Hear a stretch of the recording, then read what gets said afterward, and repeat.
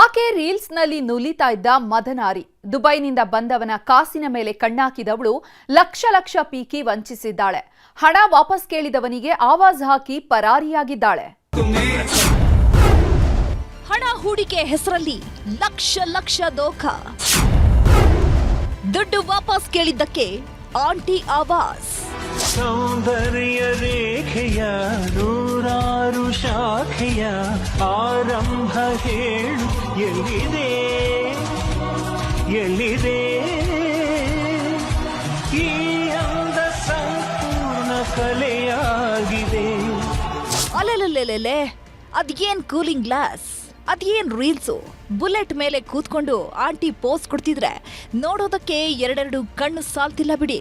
Titanic heroine ರೇಂಜ್ಗೆ pose ಕೊಟ್ಟಿದ್ದಾಳಲ್ಲ ಇವಳು. ಅಂಥಿಂತವಳಲ್ಲ, ಮಹಾನ್ ಕಿಲಾಡಿ. ನಿಮ್ಮ ದುಡ್ಡನ್ನ ಡಬಲ್ ಮಾಡ್ತೀನಿ ಅಂತ ದಗಲ್ಬಾಜಿ ಆಟ ಆಡಿರೋ ಪ್ರಳಯಾಂತಕಿ.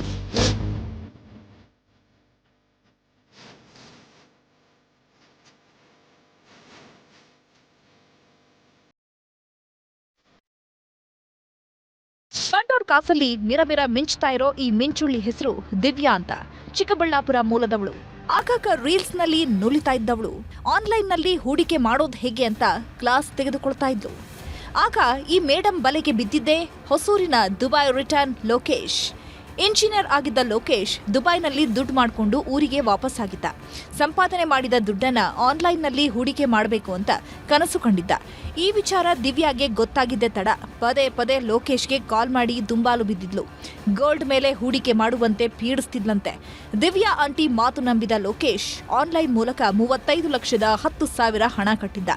ನಿಮ್ಮ ಹಣಕ್ಕೆ ಏನೂ ತೊಂದರೆ ಆಗಲ್ಲ ಅಂತ ಬಾಂಡ್ನಲ್ಲಿ ಬರೆದು ಕೊಟ್ಟಿದ್ಲಂತೆ.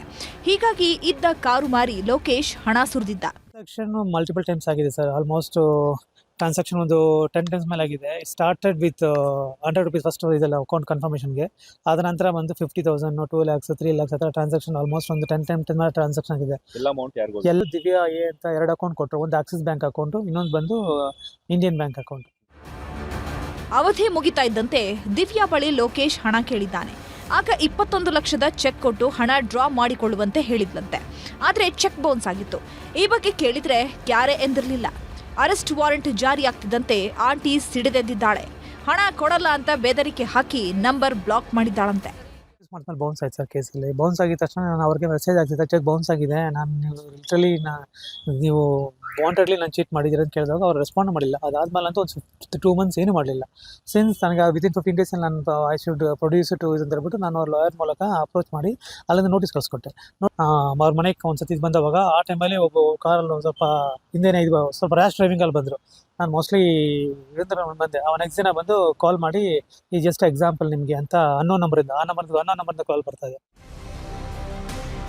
ಒಟ್ನಲ್ಲಿ ಬಣ್ಣದ ಮಾತಲ್ಲೇ ಮನೆ ಕಟ್ಟಿದವಳು ಲಕ್ಷ ಗುಡಿಸಿ ಗುಂಡಾಂತರ ಮಾಡಿದ್ದಾಳೆ. ಆಂಟಿ ಮಾತು ನಂಬಿದವ ಪರದಾಡುವಂತಾಗಿದೆ.